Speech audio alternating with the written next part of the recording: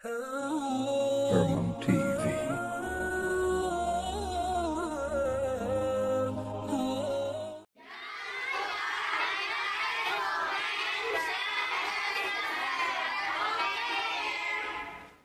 آله وصحبه ومن تبعهم بإحسان إلى يوم الدين أما بعد.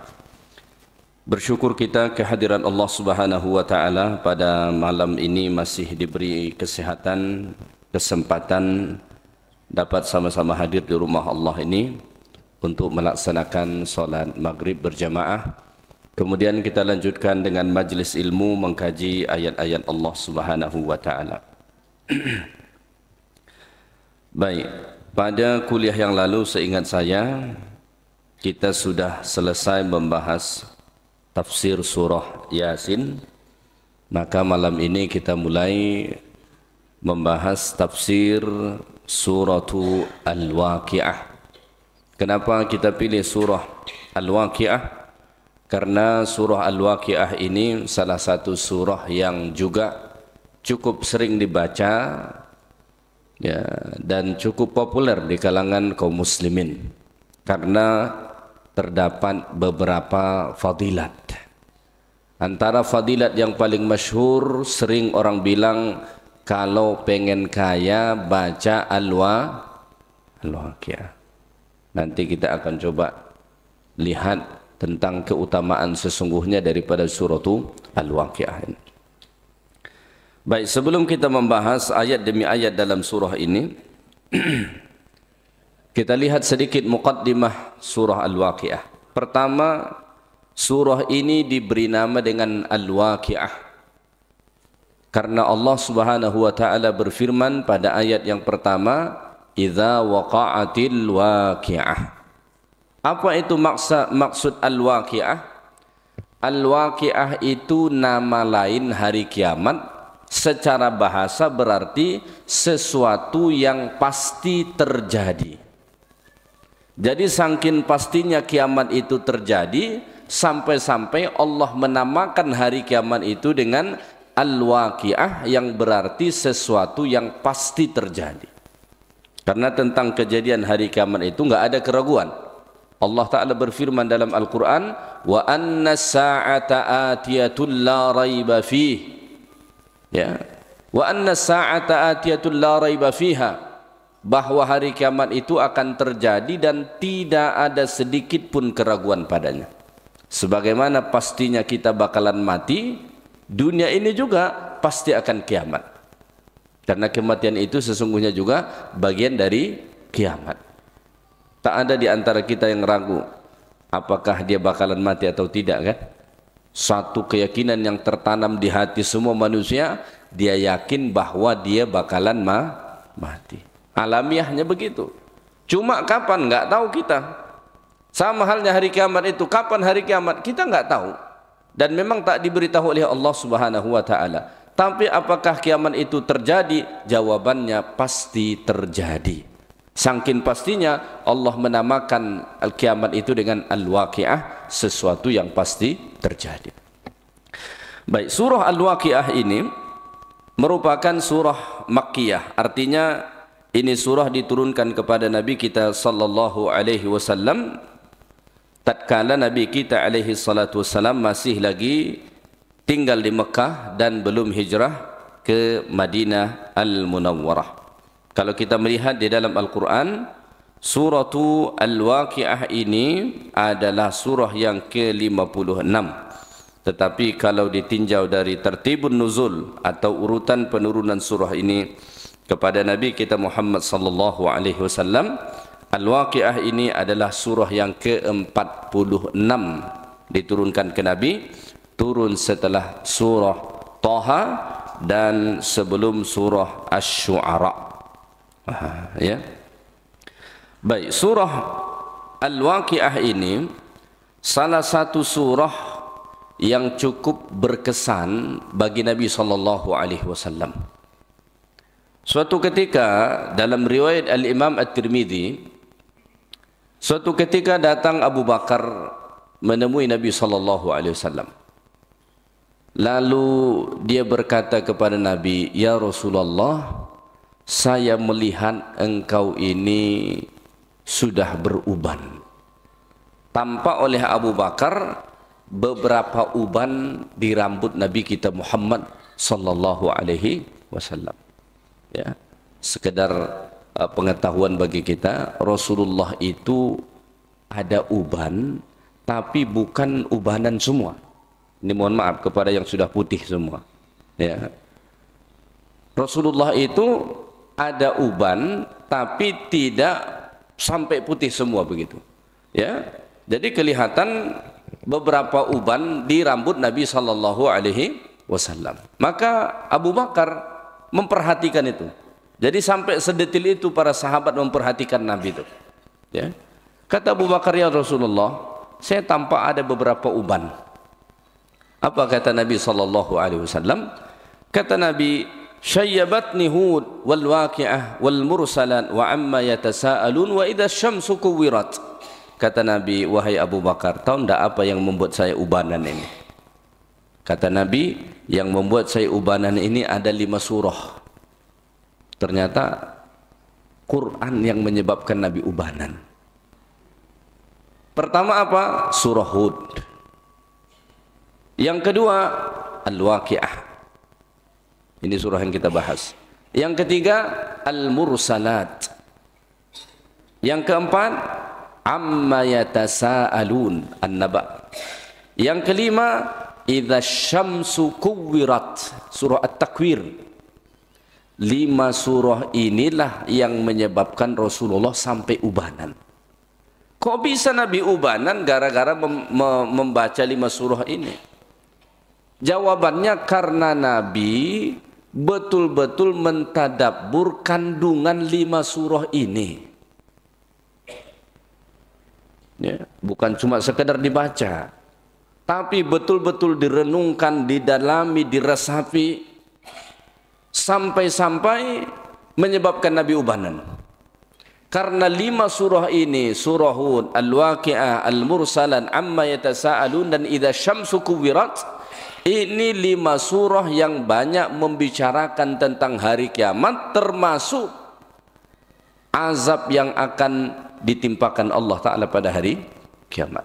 Maka ketika Nabi merenungkan 5 surah ini, mendalami, meresapinya, sampai menyebabkan Rasulullah ubanan. Jadi Nabi begitu mentadabbur Quran. Para sahabat dulu disebutkan dalam riwayat, mereka mentadabbur Quran itu sampai menangis sambil baca Quran tuh. Maka Imam An-Nawawi rahimahullahu ta'ala, beliau menyebutkan dalam kitab At-Tibyan fi Adabi Hamalatil Quran, itu ada sahabat dulu sepanjang malam nangis sampai ke subuh. Gara-gara apa? Membaca Quran.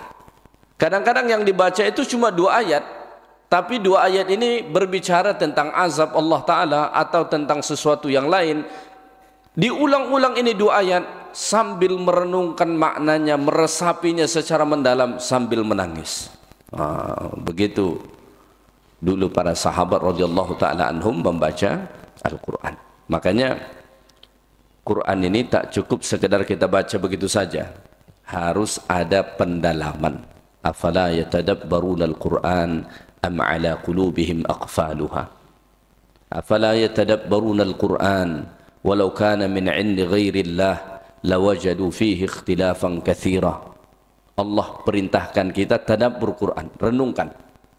Maka dari riwayat Al-Imam At-Tirmidzi rahimahullah ini dapat kita ambil satu kesimpulan bahwa salah satu surah yang paling penting kita dalami, kita resapi maknanya adalah surah Al-Waqi'ah. Karena Rasulullah sallallahu alaihi wasallam meresapi makna surah Al-Waqi'ah ini secara mendalam sampai menjadi sebab Rasulullah SAW tampak ubanan. Kita muncul uban tak tahulah apa sebabnya. Entah gara-gara mikirin dunia terlalu stres begitu. Ya. Baru tadi saya membaca ada pernyataan begini.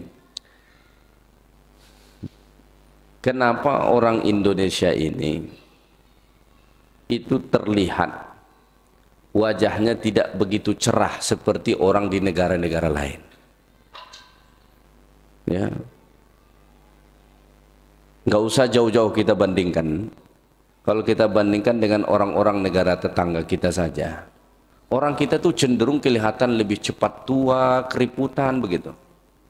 Saya banyak ketemu orang di Malaysia, saya pikir umurnya masih 50 tahunan. Pas dia bilang, Ustaz, saya sudah 75. Saya terkejut. Kenapa? Karena tak ada tampak keriputan di wajahnya yang signifikan tuh nggak kelihatan sama sekali. Kelihatannya masih bersih, segar begitu. Semalam saya ketemu orang ngobrol, saya pikir ini orang umurnya sudah 65 tahun. Karena mohon maaf, dari kulitnya kelihatan, rambutnya juga sudah putih, sampai mohon maaf, sampai jenggotnya juga sudah putih. Ini jangan tersinggung yang sudah ubanan begitu ya. Tapi yang begitu keadaannya. Terus saya tanya, Pak umur berapa? Saya baru 57 Ustaz. Nah, saya bilang, saya pikir tadi sudah mendekati 70 saya bilang. Tadi petang saya baca ada satu pernyataan kajian, kenapa orang kita di Indonesia ini umumnya begitu? Ternyata stres orang kita di negeri ini sangat cukup tinggi. Ya. Tekanan hidupnya, ketidakpastian hidup itu membuat kita itu stresnya melebihi dari bangsa-bangsa lain. Makanya cepat ubanan, keriputan begitu, wajahnya nggak cerah begitu. Rupanya gara-gara salah satu faktornya adalah tekanan hidup. Jadi dia bilang di situ, ini bukan murni semata-mata karena genetiknya, enggak, tapi karena tingkat stres kita di Indonesia ini cukup tinggi. Gimana kita nggak stres? Keluar ke jalan udah stres, kita macet di mana-mana ya kan, rebut-rebutan ya kan. Nah, di tempat kerja stres lagi, pulang ke rumah stres lagi begitu. Jadi di mana-mana ada stresnya begitu. Nah, ya kan. Jadi kita banyak yang menyebabkan kita terjadi perubahan pada fisik itu justru stres kita terhadap dunia. Sedangkan Nabi enggak. Karena Nabi SAW mendalami, merenungkan makna Al-Quran itu ya. Baik. Surah Al-Waqi'ah ini juga antara surah yang sering Nabi baca saat sholat subuh. Disebut dalam riwayat Al-Imam Ahmad rahimahullah, an Jabir bin Samurah qala, dari Jabir bin Samurah beliau berkata, kana Rasulullah yaqra'u fil fajri al-waqi'ata wa nahwaha minas suwar. Rasulullah membaca surah Al-Waqi'ah atau surah yang seumpama Al-Waqi'ah saat sholat subuh.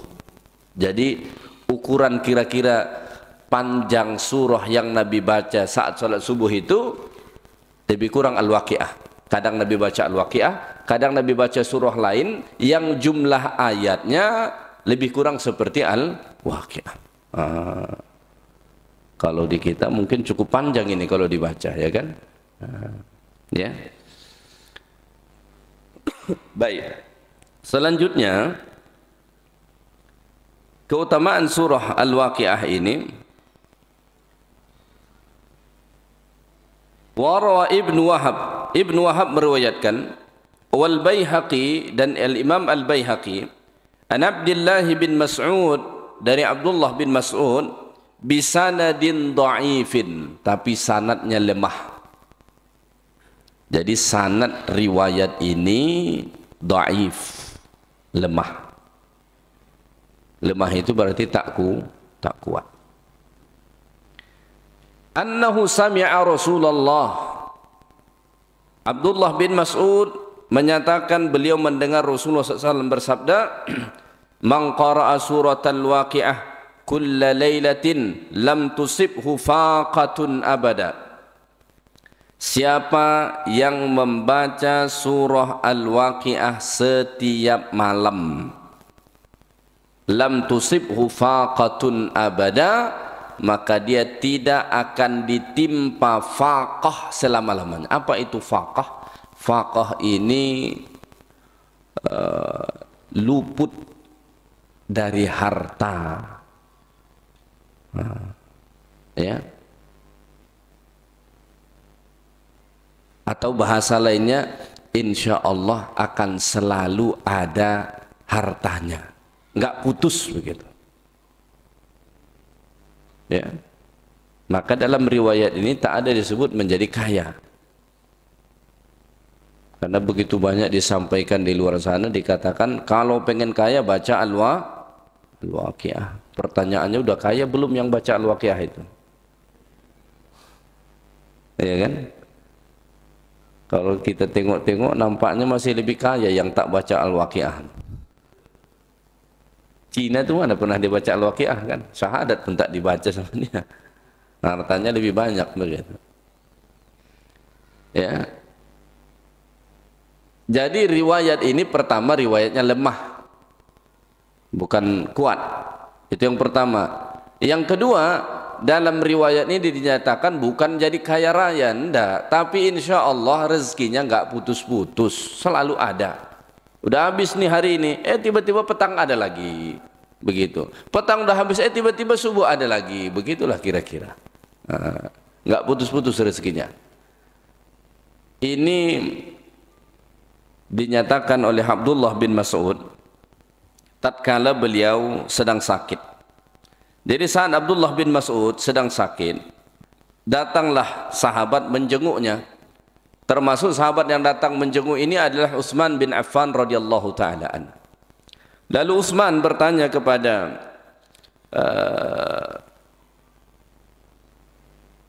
Abdullah bin Mas'ud, ya, apa kira-kira yang dia tinggalkan untuk anak-anaknya setelah dia meninggal?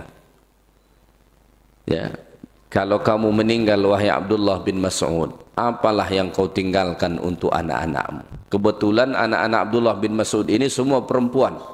Apalah yang kau tinggalkan untuk anak-anakmu? Lalu kata Abdullah bin Mas'ud, atakhsha ala banati al-faqr? Apakah kau takut anak-anakku ini akan menjadi miskin fakir? Lalu beliau mengatakan, inni umirtu banati yaqra'na kulla lailatin surat al-Waqiah. Enggak usah kamu takut anak-anak saya ini akan fakir, akan susah, akan melarat. Saya sudah suruh mereka membaca surah Al-Waqiah setiap malam. Wa inni sami'tu Rasulullah sallallahu alaihi wasallam, dan saya mendengar Nabi SAW bersabda, man qara'a surat Al-Waqiah kulla lailatin lam tusibhu faqatun abada. Siapa yang membaca surah Al-Waqiah setiap malam, insyaallah dia tidak akan ditimpa kepapaan dalam hidup. Boleh tidak kita amalkan ini? Ya boleh aja dong. Cuma salah satu cara mengamalkan hadis dhaif itu, jangan yakini 100% dari Nabi, karena sanadnya lemah. Mudah-mudahan ini benar dari Nabi, saya amalkan. Dan boleh diamalkan dalam fadailul a'mal, kelebihan-kelebihan beramal, bukan menentukan halal haram, bukan dalam bab akidah. Kalau menentukan halal haram, hadis lemah nggak bisa dipakai. Untuk bab akidah, hadis lemah nggak bisa dipakai. Tapi untuk fadailul a'mal, keutamaan-keutamaan dalam beramal, boleh. Dengan satu keyakinan, mudah-mudahan ini benar dari Nabi, kira-kira begitu. Jangan sampai katakan inilah Nabi sebut, sanadnya lemah. Mudah-mudahan ini benar dari Nabi. Maka boleh diamalkan dengan cara itu. Maka baca surah Al-Waqiah setiap malam. Ya. Baik, itu sedikit muqaddimah daripada surah Al-Waqiah. Kemudian apa isi kandungan dari surah Al-Waqiah ini? Kita perlu mempunyai satu bayangan tentang isi surah Al-Waqiah ini. Jadi kalau disebut Al-Waqiah, kita punya bayangan apa sih isinya, kira-kira begitu. Qala Masruq berkata, man arada an ya'lama naba'al awwalin wal akhirin wa naba'a ahli jannah wa naba'a ahli nar wa naba'a ahli dunya wa naba'a ahli akhirah falyaqra surat Al-Waqiah. Siapa yang ingin tahu cerita orang-orang terdahulu dan cerita orang-orang yang kemudian, cerita tentang ahli surga, cerita tentang ahli neraka, cerita tentang penduduk dunia, dan cerita tentang penduduk akhirat, falyaqra surat al-waqi'ah, bacalah surah al-waqi'ah.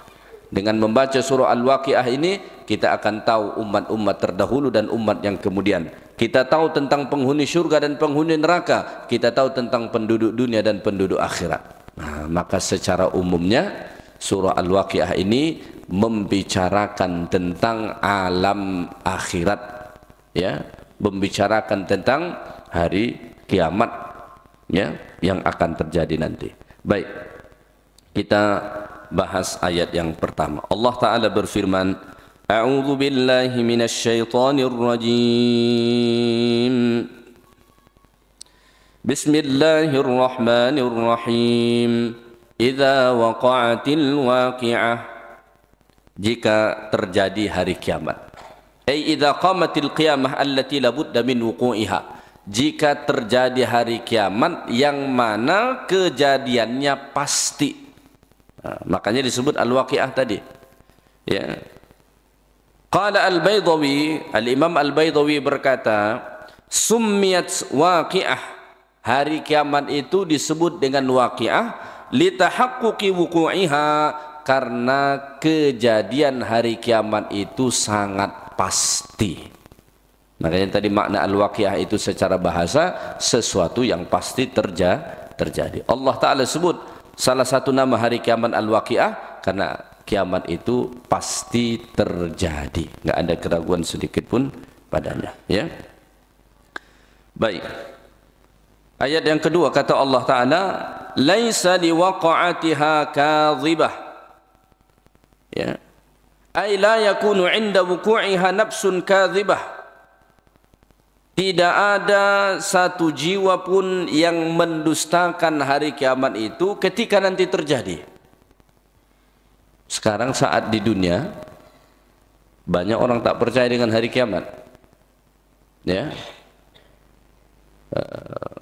Mulai dari zaman dahulu kala sampai sekarang ada orang yang tidak percaya ada hari kiamat. Bahkan ada orang mengatakan kalau kita berbicara tentang hari kiamat itu cuma khayalan belaka, kata. Ya. Orang-orang zaman dulu mengatakan tidak ada kehidupan kami kecuali kehidupan dunia, namutu wa nahya, kami mati dan hidup cuma di dunia, akhirat enggak ada. Nah, tapi nanti saat sudah terjadi hari kiamat, ketika itu nanti tidak ada lagi satu pun yang mendustakannya. Nah, sebagaimana hari ini banyak orang mendustakan hari kiamat. Kenapa? Lianna kulla nafsin tu'minu hina idzin liannaha taral azab ayanan, karena saat itu semua orang percaya dengan hari kiamat sebab sudah tampak oleh mata dia sendiri. Manusia ini kan cenderung mempercayai kalau sudah dilihat oleh mata dia sendiri. Kalau belum dilihat suka nggak percaya. Kalau disebut tentang surga nggak begitu tertarik dia. Disebut tentang neraka nggak begitu takut dia. Ya kan? Kenapa? Karena belum dilihat. Tapi itulah tantangan iman. Karena kalau kita mengimani sesuatu setelah kita lihat, setelah kita nampak langsung dengan mata kita, itu imannya, keyakinannya biasa-biasa.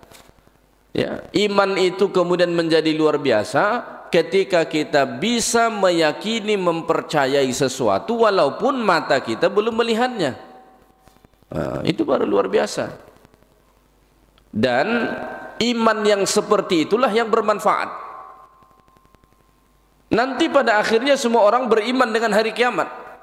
Kapan semua orang nanti pasti beriman dengan hari kiamat? Saat kiamat itu sudah terjadi. Tapi iman saat itu sudah tak ada gunanya. Kapan berguna iman kita dengan hari kiamat? Iman dengan hari kiamat itu kan salah satu rukun iman kan? Kapan berguna iman dengan hari kiamat itu? Ketika kita beriman dengan hari kiamat sebelum terjadi kiamat. Sekarang ini kita beriman yakin bahwa kiamat pasti terjadi, kejadiannya begini begitu sebagaimana yang Allah Ta'ala sebut. Kalau kita beriman sekarang, manfaat iman itu.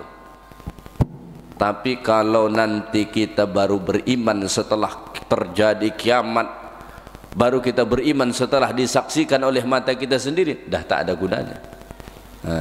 Ya, dah tak ada gunanya, terlambat. Ini sama seperti perilaku orang-orang kafir.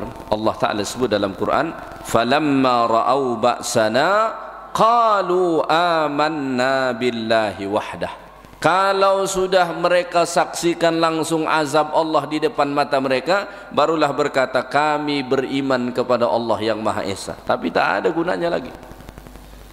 Fir'aun ketika mana sudah hampir mati di Laut Merah sana tenggelam, apa dia bilang? Amantu bi Rabbi Musa wa Harun. Aku percaya dengan Tuhannya Musa dan Harun. Sudah tak ada gunanya. Kenapa? Karena sudah di depan mata kematian. Jadi dia kemudian bermanfaat kalau kita beriman sekarang, kalau kita percaya sekarang. Baik, kita lanjutkan ayat yang berikutnya.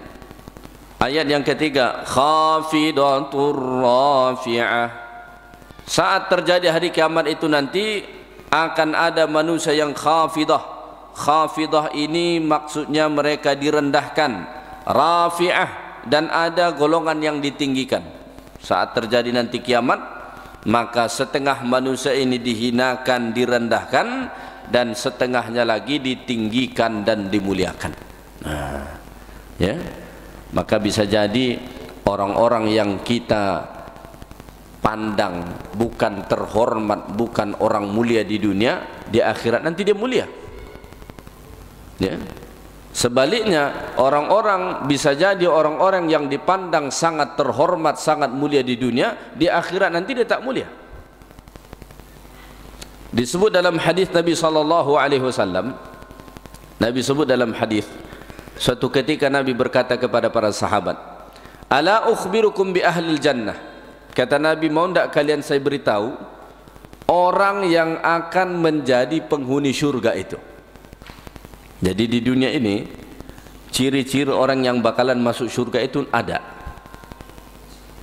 Nabi berkata kepada sahabat, mau tidak kalian saya beritahu siapa orang yang bakalan masuk surga itu.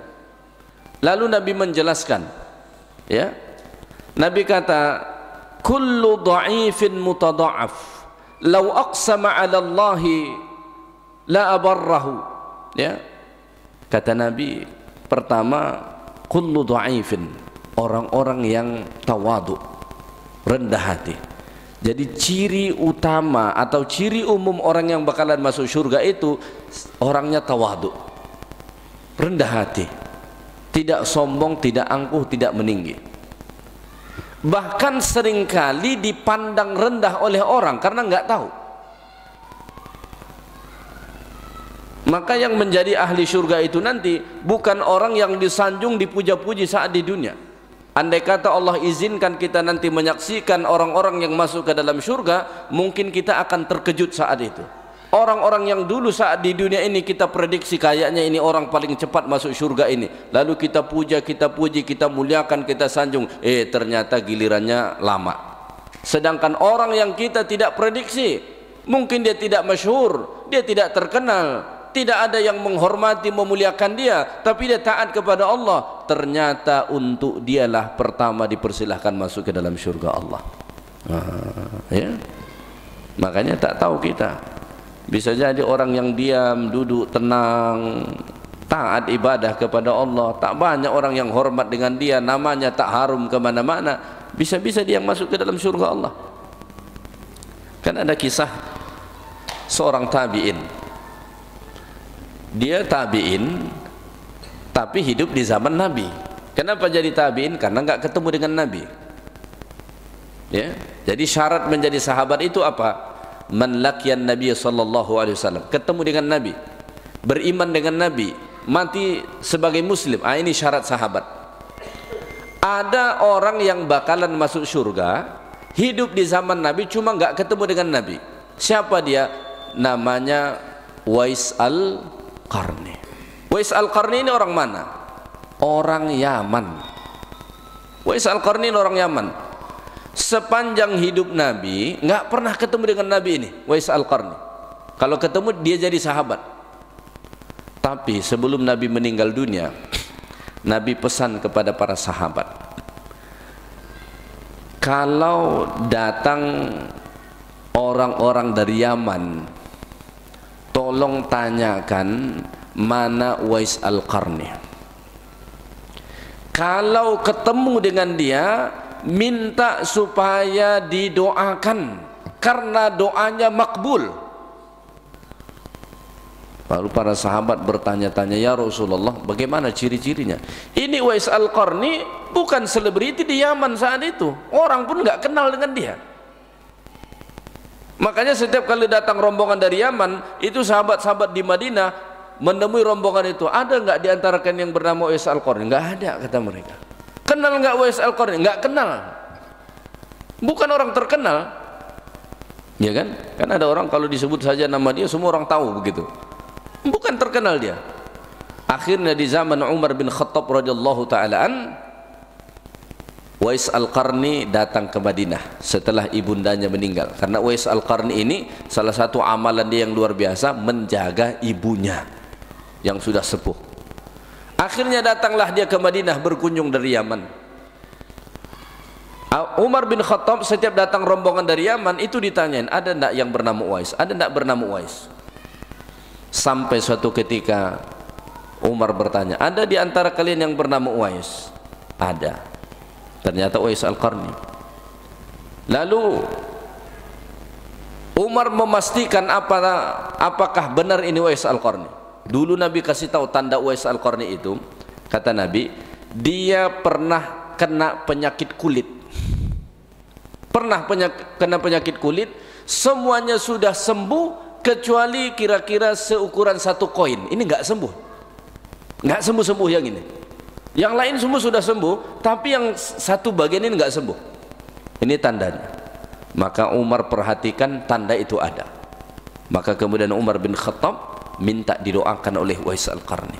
Setelah itu Uwais Al-Qarni pergi ke Syam, sampai meninggal itu di Syam. Orang-orang Syam nggak tahu ini Uwais Al-Qarni. Bukan disanjung, dipuja, dipuji, didatangin rumahnya ramai, enggak. Bukan orang terkenal dia. Tapi kata Nabi SAW, ini orang akan menjadi ahli surga. Nah, makanya nanti di akhirat, ya mungkin kita akan banyak terkejut. Orang-orang yang dalam prediksi kita di dunia ini kayaknya ini orang-orang pertama nanti masuk surga nih. Ternyata enggak. Sebaliknya, orang-orang yang mungkin tidak dipandang di dunia ini tapi dia dalam diam taat ikhlas beribadah kepada Allah, justru untuk dia pertama dipersilahkan nanti masuk ke dalam surga Allah. Maka Allah Ta'ala sebut pada ayat ini khafidatur rafi'ah. Di akhirat itu nanti pada hari kiamat ada orang khafidah yang direndahkan, ada yang rafi'ah, ada yang ditinggikan.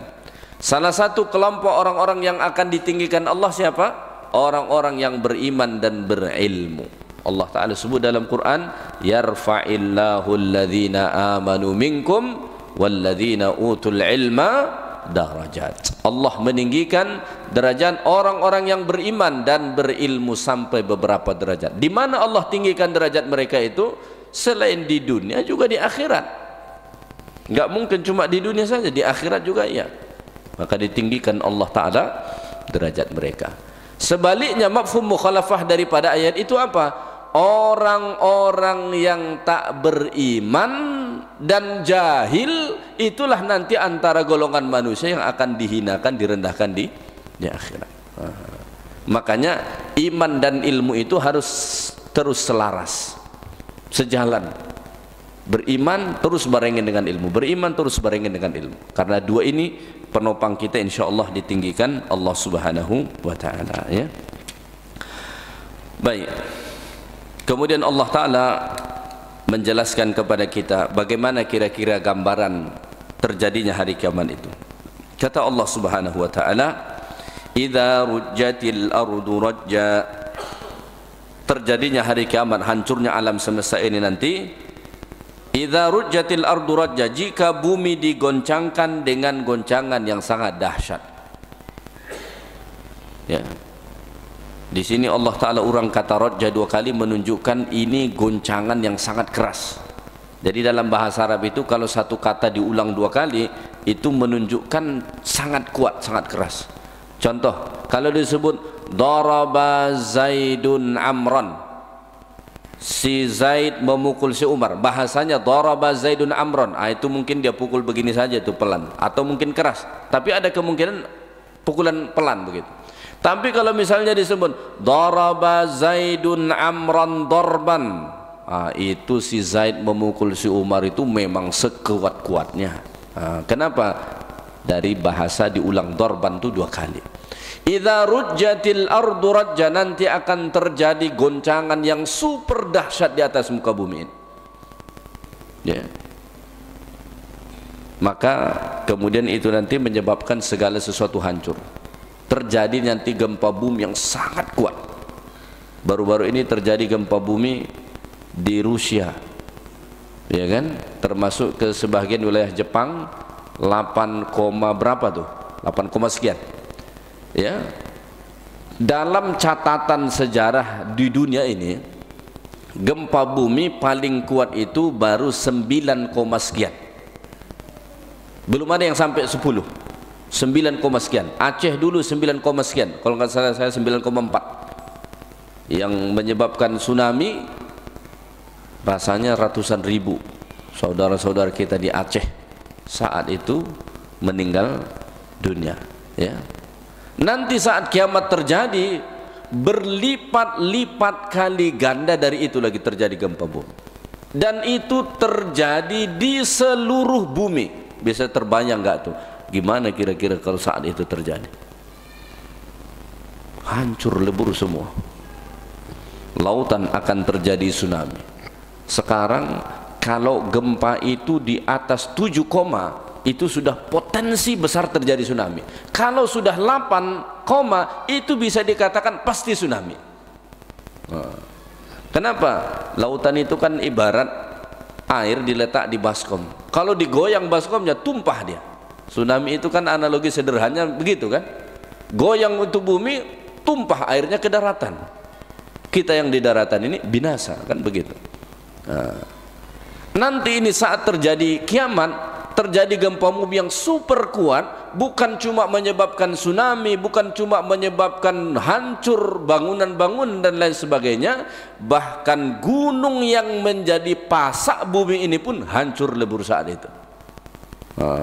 Padahal gunung itu pasak kepada bumi. Makanya Allah Ta'ala sebut pada ayat berikutnya, wabussatil jibalu bassa, maka gunung-gunung itu nanti hancur sehancur-hancurnya, habis semua, ya, meletus semua, hancur, retak, habis semua. Saking hancurnya itu gunung-gunung yang sekarang tampak keras menjulang tinggi, fakanat haba'an mumbatsa, gunung yang tadinya keras membatu sekarang menjadi debu. Wa takunul jibalu kal'ihnil manfush, nanti jibal, gunung-gunung itu menjadi seperti bulu-bulu yang ditiup. Kita pegang kambing, tinggal di sini 3 helai bulu itu kambing, kita tiup, terbang dia. Begitu nanti gunung-gunung itu diterbangkan Allah. Wa yawma nusayyirul jibal fataral arda barizatan wa hasyarnahum falam nughadir minhum ahada. Ingat, yauma nusayyirul jibal, pada hari kiamat nanti kami terbangkan gunung-gunung itu, kata Allah, ya. Fataral arda barizah, saat itu nanti engkau melihat bumi ini datar habis semua, karena setelah ini nanti terjadi bumi ini berubah total. Jadi kalau ditanya mana yang menjadi padang mahsyar itu nanti, ya bumi ini. Cuma terjadi perubahan yang sangat drastis. Yauma tubaddalul ardu ghairal ard, terjadi perubahan, bentuknya udah nggak begini. Apa buktinya bahwasanya yang menjadi mahsyar itu nanti bumi ini juga, kita kan dibangkitkan dari kubur kita. Di padang mahsyar kan kita dibangkitkan dari kubur. Kita di mana dikuburkan? Di bumi ini, bukan di planet Mars. Di bumi ini kita dikuburkan. Cuma nanti wajah bumi ini berubah total, nggak kayak seperti sekarang, begitu. Ya, baik, dah masuk waktu Isya. Itu saja kajian kita malam ini. Mudah-mudahan bermanfaat bagi kita. Insyaallah kita sambung ayat-ayat berikutnya pada kuliah akan datang. Subhanakallahumma bihamdik, asyhadu an la ilaha illa anta, astaghfiruka wa atubu ilaik. Assalamualaikum warahmatullahi wabarakatuh. Waalaikumsalam warahmatullahi wabarakatuh. Terima kasih kami ucapkan kepada Al-Ustaz